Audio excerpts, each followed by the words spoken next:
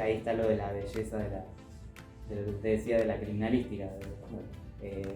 Y que cuando pensaba en el título de la charla, de la belleza de la criminalística, yo creo que la belleza de la criminalística está en el tema de que nos gusta, creo que en eso vamos a coincidir todos, que por eso nos gusta esto, que nos gusta tener respuestas. ¿Sí? Yo creo que como científicos y específicamente como criminalistas, lo que buscamos son respuestas. Y esas respuestas son las que nos da la criminalística dentro de todos sus saberes, ¿sí? Porque nosotros vamos a poder responder. Ustedes el día de mañana que trabajen, su deber va a ser responder preguntas, ¿sí? Un juez o un fiscal le va a decir,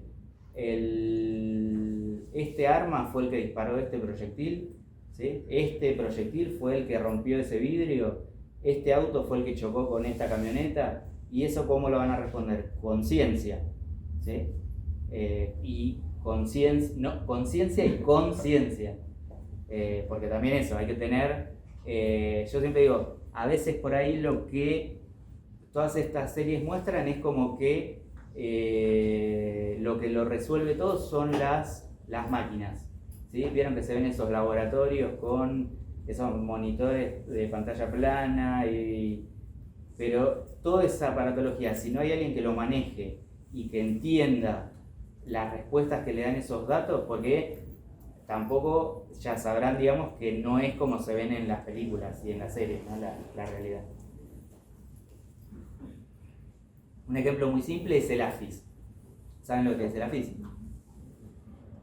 El AFIS es donde están cargadas todas las huellas dactilares, ¿sí? Como un banco de datos de huellas dactilares, y que después cuando tenemos una huella dubitada, ¿sí? El AFIS lo que hace es comparar distintos puntos de la huella y nunca, digamos, AFIS nos va a tirar una respuesta como se ven en las series. Lo que hace AFIS es tirar un número de huellas que coinciden, que tienen coincidencias, ¿sí? Pero nunca nos tira un resultado así como se ven en las películas. Nos tira una cantidad, que pueden ser 20, 25, claro, exacto. Y de ahí hay un técnico que se ocupa de ver huella por huella hasta que llega cuál es a la que es exactamente, porque coinciden todos los puntos, ¿sí? Entonces miren qué importante el trabajo que van a hacer ustedes, ¿sí? O sea, no es esto como de poner un dato acá y del otro lado nos sale una hoja impresa ya con nombre, apellido, dirección. Ojalá fuera así tan simple. Ojalá fuera así tan simple. Y por suerte no es así tan simple, porque si no, no tendríamos trabajo a ninguno de nosotros. Así que bueno, lo felicito, digamos, por el entusiasmo, por haber elegido esta carrera. Es una carrera que es ardua, porque yo me acuerdo que esto de que tenga tanta ciencia dura, yo cuando entré y vi química, física, análisis matemático, yo dije, no, esta no es para mí. Porque encima yo venía de un secundario en el que yo no me llevé ninguna materia, todos los años me llevaba matemática. Era la única materia que me llevaba. Y cuando entré acá y vi análisis matemático, dije, bueno, ya está. Hago primer año y claro, dije, no, esto no es para mí. Y sin embargo, bueno, ¿ustedes lo tienen al profesor Gallá? Bueno, escúchenlo al ingeniero Gallá. Él cambió, no, ojalá pásenle después esto que yo dije, porque a mí me empezó a gustar la matemática después de que lo tuve al ingeniero Gallá. A mí no me gustaba matemática, pero ¿por qué? Porque no la entendía. Yo me di cuenta que cuando la entendí, ahí sí me empezó a gustar. Cuando yo entré acá y vi matemática dije, no, otra piedra más en el camino. Pero así todo, bueno, después cuando tuvimos análisis matemático, lo que hizo el profesor Gallá fue equilibrar, como que nos equilibró. Vio que todos veníamos de un nivel pésimo de matemática y dijo, bueno, antes de empezar con análisis matemático, vamos a empezar con lo básico de... Y ahí fue como que, me acuerdo que vimos todos los temas estos de despejar X, que después me encantaba despejar X, o sea, le decían, denos ejercicio para despejar X, Y, Z, ya después nos habíamos empachado. Y ahí, cuando empecé a entender, no solo empecé a entender las operaciones matemáticas, sino que entendí para qué teníamos matemáticas. Porque después uno empieza como a aplicarlo y decís, o sea, te das cuenta que la matemática está medio un poco en todo. Claro. Y ahí estaría como la belleza de la matemática, que por ahí es difícil, pero a veces véanlo de esta forma, o sea, que a veces por ahí uno no le gusta porque no lo entiende. Cuando uno lo entiende, después es otra cosa. Bueno, yo lo que siento que fui interiorizando durante la carrera, yo al principio veía las materias como cosas separadas. Y después entendí como que por qué teníamos derecho procesal, por qué teníamos derecho penal, por qué teníamos análisis matemático, por qué teníamos física, porque yo quería llegar a inspecciones oculares, a lo interesante, vamos a decir. Y uno dice, primero tengo todas estas materias, química, física, y después te das cuenta que necesitas de toda esa base para poder llegar a estas materias que son las interesantes.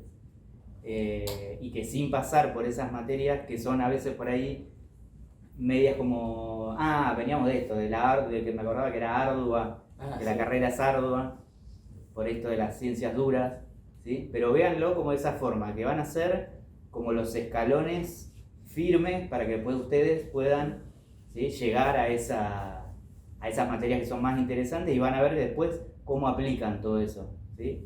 Cuando vean accidentología, cuando vean balística, en todo eso la matemática está en todo, porque ustedes van a tener que certificar algo, ¿sí? Decir que esto y solo esto fue el que lo provocó, ¿sí? Este daño, lo que sea, ¿sí? Y lo van a tener que probar con ciencia, ¿sí? Entonces, muchas veces esa determinación la van a poder hacer a través de un cálculo, ¿sí? Y ahí es por eso que tenemos tanta física, tanta química, tanto análisis matemático, ¿sí?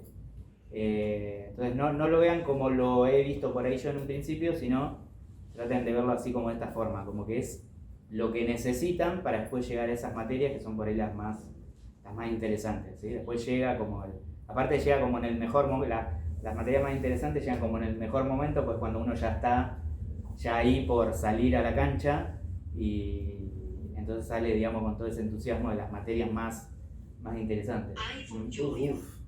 Bueno, yo creo que todos están acá porque tienen como ese anhelo ¿no? de trabajar de esto, de lo interesante que les parece esto. Eso tiene que ser como la zanahoria, digamos, que los lleve a seguir adelante, ¿sí? Van a tener sus momentos que van a decir, que me falta un montón, o están a la mitad, ¿sí? Pero es todo, digamos, es como ir subiendo una escalera que al revés, a medida que van subiendo va a ir siendo más fácil. Ustedes ya van a tener todas las herramientas, ¿sí?, que le van dando los primeros años como para... Bueno, informática es como una de las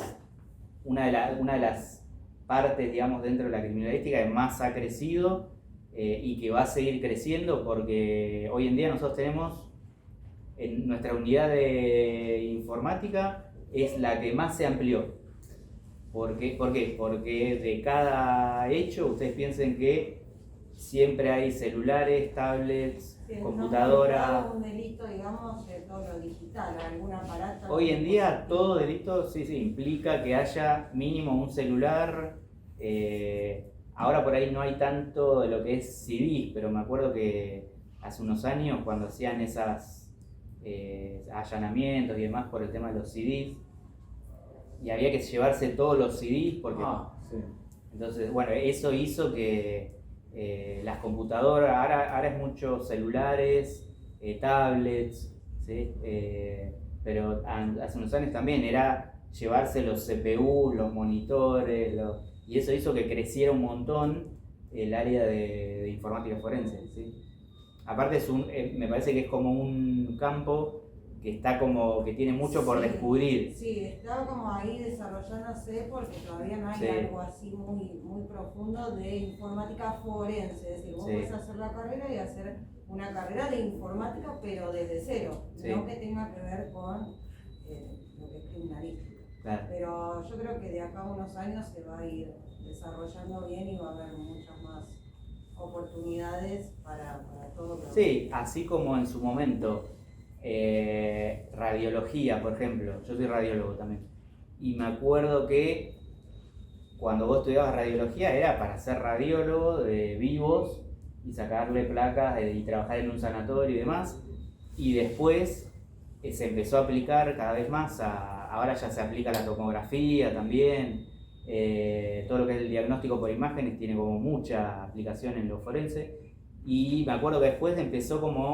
empezó a pedir radiólogos forenses, ¿sí? Y los primeros se fueron haciendo como ahí sobre la marcha, porque eran radiólogos y aplicaban su conocimiento a lo forense. Hoy en día ya hay algunas especializaciones nosotros hemos hecho capacitaciones para radiólogos, ¿sí? Gente que ya son radiólogos y que quieren especializarse en radiología forense, y hacemos capacitaciones para otras provincias, hemos hecho para Chile también, en donde ellos ya tienen ese conocimiento de radiología, pero la aplican, o sea, nosotros les explicamos todo lo que es la aplicación al campo forense, o sea, en qué casos se hace se necesitan radiografías o una tomografía, cómo son las placas que se sacan, ¿sí?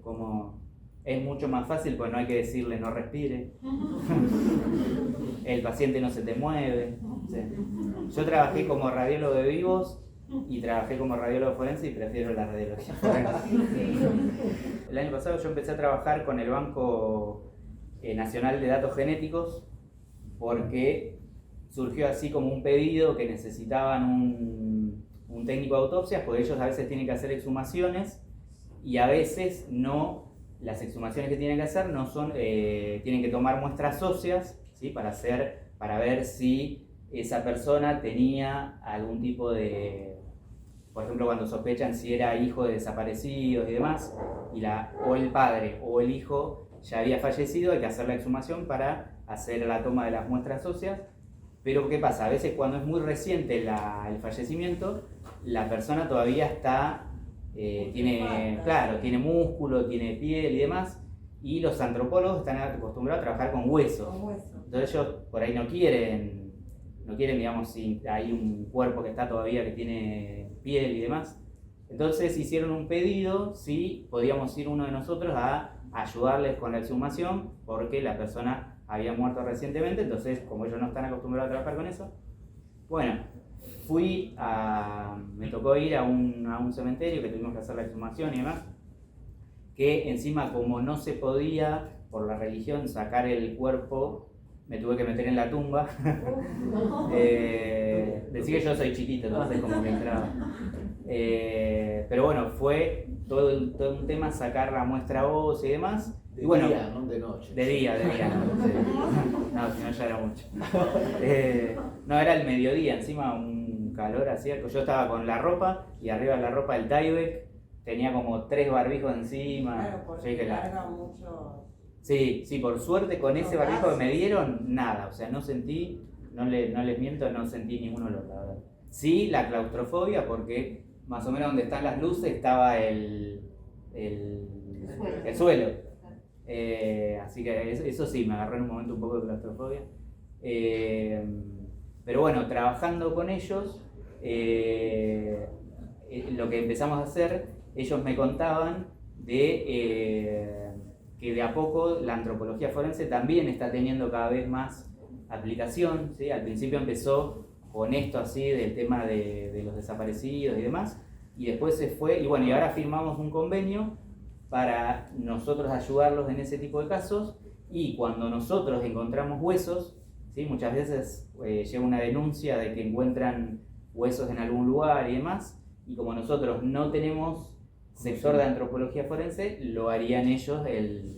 Bueno, ven, eso es esto que yo le decía de los contactos, que está bueno que se vayan haciendo entre colegas y entre profesionales, porque bueno, a ellos les sirve esto de que nosotros le demos la ayuda y a nosotros nos sirve que ellos intervengan en esos casos. Así que eso también es algo que por suerte cada vez se está viendo. Antes como que era más, o sea, policía era policía de la provincia, prefectura, como que no había mucho. Ahora cada vez se está viendo más. A principio de año hubo un seminario de policía científica en las que van todas las fuerzas, incluida la PCA, prefectura, gendarmería, policía federal, policía de la provincia y demás. Y estuvo buenísimo porque fue, digamos, encontrarnos, gente del Poder Judicial también. Entonces estuvo bueno porque fue esto de, bueno, intercambiemos, veamos en qué yo te puedo ayudar, en qué me puedes ayudar vos. O sea, como que eso está bueno que se dé, que no sea una cosa, porque además si hay un hecho que ocurre en el sur y yo no tengo contacto con el sur y el que perpetró ese hecho se viene a Buenos Aires, yo no tengo forma como de seguirlo, porque en el sur le perdieron el rastro y yo no sé que él vino acá. Entonces, si nosotros estamos conectados, del sur me avisan, mirá que hay uno que está prófugo, bueno, entonces nosotros ya estamos atentos. Entonces ven cómo se empieza a hacer como una red de contactos tan buenos. Así que hagan contactos, vayan a seminarios, hagan congresos, perfecciónense, ¿sí? Eso hace también a un buen perito.